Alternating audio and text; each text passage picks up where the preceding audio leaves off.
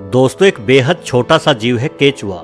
आपको शायद ज्ञात हो कि आदिकाल से ही ये छोटा सा जीव मिट्टी के अंदर रेंगते हुए मिट्टी को फोकी और भुरभुरी बनाता है, जिससे मिट्टी के अंदर नाइट्रोजन और पानी अच्छे से फैलता है।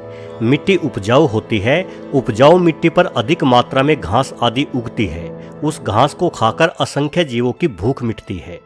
कई बार हम किसी बेहद ही बुरी प्रवृत्ति के इंसान की तुलना गिद्ध से कर देते हैं, लेकिन गिद्ध जंगल में सड़ रहे मरे हुए जानवरों को खाते हैं। सोचे यदि गिद्ध ना हो तो पशुओं के शवों का क्या होगा। शव सड़ेंगे, उनमें विषाणु कीटाणु जन्म लेंगे और पूरी दुनिया महामारियों की चपेट में आ जाएगी। कहने का मतलब यह है कि दुनिया का हर जीव प्राकृतिक संतुलन को बनाए रखने में अपना महत्वपूर्ण योगदान देता है। अब जरा सोचे कि हम इंसानों का इस प्रकृति को बचाए रखने में भला क्या योगदान है। जब हम इंसानों ने एक दूसरे के साथ लड़ना शुरू किया तो अपनी लड़ाई में हमने घोड़ों और हाथियों को भी शामिल कर लिया। भला हमारी आपसी दुश्मनी में उन मासूम जीवों का क्या कसूर था। सोना चांदी इंसान लूटता था, लेकिन युद्ध में मारे जाने वाले उन घोड़े हाथियों को सोने चांदी से भला क्या लेना देना था। आज हम गाय को माता कहते हैं और गाय के दूध को अमृत बतलाते हैं। बेशक गाय का दूध अमृत है, लेकिन हमारे लिए नहीं। गाय का दूध अमृत है गाय के बछड़े के लिए। आप गाय को माता कह सकते हैं, लेकिन क्या गाय भी आपको अपना बेटा मान सकती है, जबकि आप उसे खूंटे से बांध कर रखते हैं और जो दूध उसके बेटे यानी बछड़े के लिए था उसे खुद पी जाते हैं। हमने खेती करना सीखा और अपने साथ बैलों को भी इस कार्य में शामिल कर लिया, लेकिन बैल तो पहले भी घास फूस खाकर अपना पेट भर ही रहा था। उसे क्या लेना देना आपकी खेती और आपके व्यापार से। ऊपर से जब वो बैल बूढ़ा हो जाता, हल खींचने के लायक नहीं रहता, तो हम उसे कसाई के सुपुर्द कर दिया करते थे। हमने आवागमन के साधन के रूप में तांगों का प्रयोग शुरू किया। अब किसी को दिल्ली से लखनऊ जाना होता तो तांगे में जुड़ा घोड़ा उस तांगे को घसीट कर ले जाता, लेकिन दिल्ली के उस घोड़े को भला लखनऊ से क्या लेना देना। उसे तो ये भी नहीं पता होता कि उसे किस दिशा में जाना है। बस जिस दिशा में घोड़े की लगाम खींचकर उसके पीठ पर चाबुक बरसा दिए जाते, उसी दिशा में घोड़ा दौड़ लगा देता। वैसे वर्तमान में विज्ञान के दम पर हमने इंजन बना लिए हैं, जिस वजह से हमारे चाबुक को अपनी पीठ पर झेलने वाले जानवरों की दर में कमी आई है। लेकिन हमने ईंधनों के रूप में कोयले या डीजल आदि का प्रयोग शुरू किया और पूरे वातावरण को दूषित करना शुरू कर दिया। पहले हम कुछ जीवों को परेशान करते थे, अब हमने सभी जीवों का सांस लेना दूभर कर दिया। हमने अपने रहने की जगह को फैलाने के मकसद से जंगलों को उजाड़ना शुरू किया, जिससे करोड़ों जीवों का घर छीन गया। हमने उन नदियों को जहरीला बना दिया जिनसे ये मासूम जीव अपनी प्यास बुझाते थे। हमने मोबाइल टावरों द्वारा रेडिएशन फैलाया। हर जगह कान फोड़ू कारखानों, लाउड स्पीकरों, इंजनों से ध्वनि प्रदूषण फैलाया, जिससे हमारे घरों के आसपास अपना घोंसला बनाकर अपने बच्चों का पालन पोषण करने वाली गोरैया नामक छोटी सी चिड़िया न जाने कहाँ गायब हो गई। इन तमाम तर्कों से क्या पता चलता है?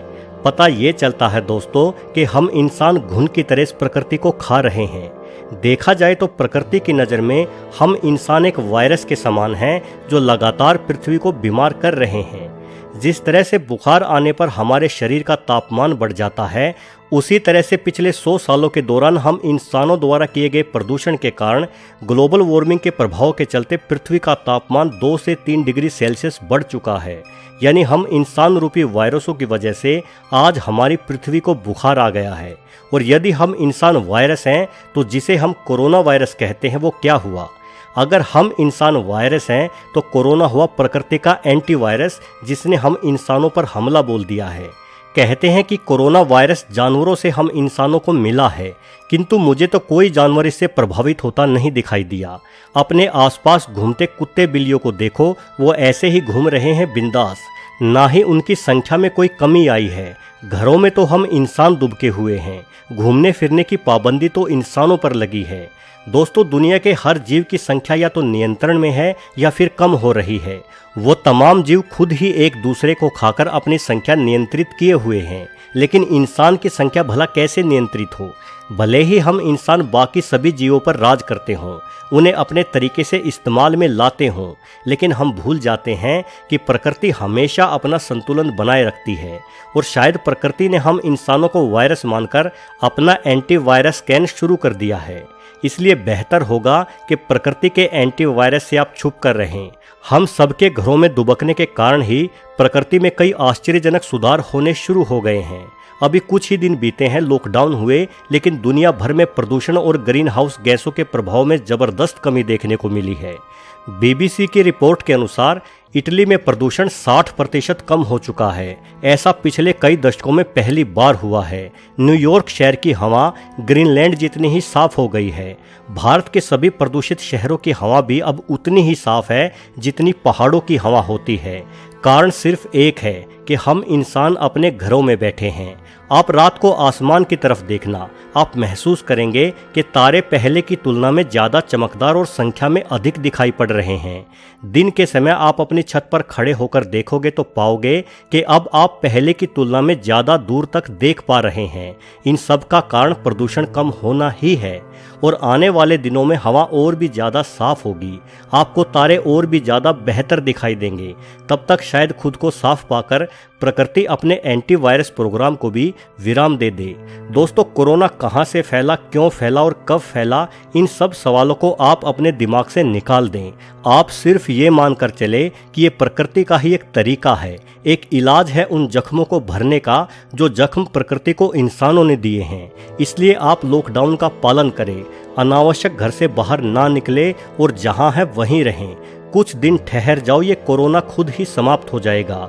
इतिहास में अनेकों बार घातक महामारियां फैली हैं, कोरोना से भी बहुत बड़ी महामारियां।